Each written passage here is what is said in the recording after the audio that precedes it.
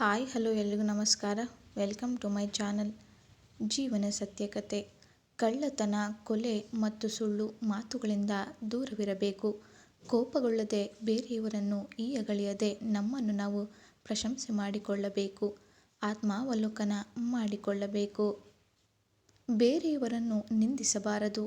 ಇದೇ ಅಂತರಂಗ ಸುದ್ದಿ ಮತ್ತು ಬಹಿರಂಗ ಸುದ್ದಿಯಾಗಿದೆ. ಆರಾಧ್ಯ ದೈವ ಕೂಡಲ ಸಂಗಮ ದೇವ. ದಯವಿಲ್ಲದ ಧರ್ಮ ಯಾವುದೂ ಇಲ್ಲ. ಎಲ್ಲ ಪ್ರಾಣಿಗಳಲ್ಲಿಯೂ ದಯೆ ಇರಬೇಕು. ದಯೆಯೇ ಧರ್ಮದ ಮೂಲವಾದ್ದರಿಂದ ದಯವಿಲ್ಲದವರನ್ನು ಕೂಡಲ ಸಂಗಮ ದೇವನು ಒಲಿಯುವುದೂ ಇಲ್ಲ, ಹಾಗೆ ಹತ್ತಿರಕ್ಕೆ ಕರೆದುಕೊಳ್ಳುವುದೂ ಇಲ್ಲ. ಆದ್ದರಿಂದಲೇ ದಯೆ ಉಳ್ಳವರಾಗಿರಬೇಕು. ಆಯುಷ್ಯವು ಮುಗಿಯುವ ತನಕ ಮರಣ ಸಮೀಪಿಸದು. ನುಡಿದಂತೆ ನಡೆದರೆ ದಾರಿದ್ರ್ಯವಿರುವುದಿಲ್ಲ. ಕೂಡಲ ಸಂಗಮ ದೇವನೇ ನಿಮ್ಮ ಪರಮಸೇವಕನಾಗಿ ಜಗತ್ತಿನ ಜಂಗುಳಿಗೆ ಹಾಗೂ ಜೀವನದಲ್ಲಿ ಬರುವ ಕಷ್ಟನಷ್ಟಗಳಿಗೆ ನಾನು ಅಂಜುವುದಿಲ್ಲ, ಹೆದರುವುದೂ ಇಲ್ಲ. ಧೈರ್ಯದಿಂದ ಮುನ್ನಡೆಯುವೆ. ಮಡದಿ ಮಕ್ಕಳಿಗೆ ಜೊತೆಗಾರ ನಾನಲ್ಲ.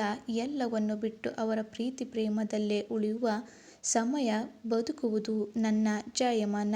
ಆದ್ದರಿಂದ ಸಮಯದ ಸ್ನೇಹಿತ ನಾನು. ಹೇಡಿಯಂತೆ ಓಡಿ ಹೋಗುವ ಕಿಂಕರನೂ ಅಲ್ಲ. ಕೂಡಲ ಸಂಗಮ ದೇವನೇ, ನನ್ನನ್ನು ನೀನು ಕೇಳುವುದಾದರೆ ಮರಣವನ್ನೇ ಮಹಾನವಮಿ ಎಂದು ನಂಬಿ ಜೀವನ ಸಾಗಿಸುವೆ. ದೇವಲೋಕ, ಇಹಲೋಕ, ಪಾತಾಳಲೋಕ ಹೀಗೆ 3 ಲೋಕಗಳುಂಟು. ಶರಣರಿರುವುದೇ ದೇವಲೋಕ. ಆದ್ದರಿಂದಲೇ ದೇವಲೋಕಕ್ಕೆ ಸಮವಾದ ಮತ್ತೊಂದು ಲೋಕವಿಲ್ಲ. ಶ್ರೀಮಂತಕ್ಕೆ ಸರಿಸಾಟಿ ಆದ ಬೇರೊಂದು ಮಂತ್ರವಿಲ್ಲ. ಜಗದೊಳಗೆ ಬೆಳೆದ ಬೆಳೆಗಳನ್ನು ನಾವು ಆರಿಸಿಕೊಳ್ಳಬೇಕು. ಇಹಪರವೆಲ್ಲಕ್ಕೂ ಕೂಡಲ ಸಂಗಮ ದೇವನೊಬ್ಬನೇ ದೈವನೆಂಬುದನ್ನು ಮರೆಯಬಾರದು. ದಾನ ಧರ್ಮ ಮಾಡಬೇಕೆಂಬುದು ಪುರಾತನ ಕಾಲದಿಂದಲೂ ಬಂದ ಸಂಪ್ರದಾಯ.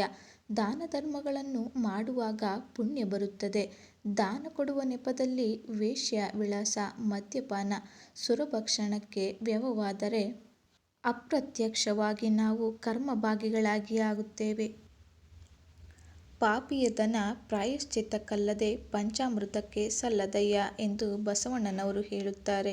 ಕೆರೆ, ಹಳ್ಳ ಮತ್ತು ಬಾವಿಗಳು ನೀರಿಲ್ಲದೆ ಬತ್ತಿ ಹೋದಾಗ ಗುಳ್ಳೆ, ಚಿಪ್ಪು, ಕಲ್ಲು, ಮಣ್ಣು ಮಣ್ಣಾಗಿ ಹೋಗುತ್ತವೆ.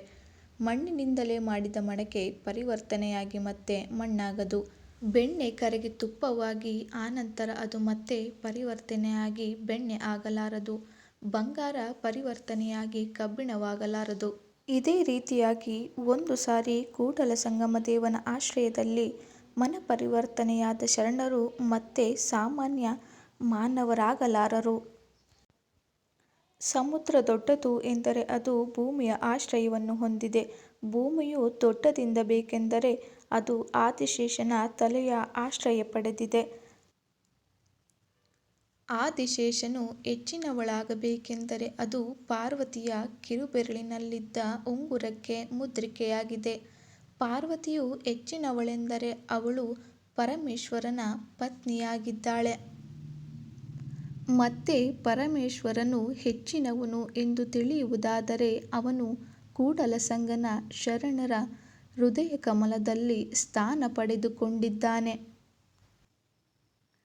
ಶಿವನು ಬಸವಣ್ಣನಿಗೆ ಕೇಳುತ್ತಾನೆ, ಭೂಲೋಕದಲ್ಲಿ ನನ್ನ ಭಕ್ತರು ಯಾರಾದರೂ ಇದ್ದಾರೆ ಎಂದು. ಆಗ ಬಸವಣ್ಣನವರು ಹೇಳುತ್ತಾರೆ, ಭೂಲೋಕದೊಳಗೆ ಭಕ್ತರು ಯಾರಾದರೂ ಇದ್ದಾರೆ ಎಂದು ನನ್ನನ್ನು ಕೇಳಿದರೆ ಅದಕ್ಕೆ ನಾನು ನನ್ನನ್ನು ಬಿಟ್ಟು ಬೇರೆ ಯಾರೂ ಈ ಭೂಲೋಕದೊಳಗೆ ಇಲ್ಲವೆಂದು ಹೇಳುವೆ. ನಿಜಕ್ಕೂ ನಾನೊಬ್ಬನೇ ಭಕ್ತ. ಕೂಡಲ ಸಂಗಮ ದೇವನೇ, ಈ ಲೋಕದೊಳಗೆ ಭಕ್ತರೆಲ್ಲರೂ ಜಂಗಮಲಿಂಗದಲ್ಲಿ ಲೀನವಾಗಿದ್ದಾರೆ ಎಂದು.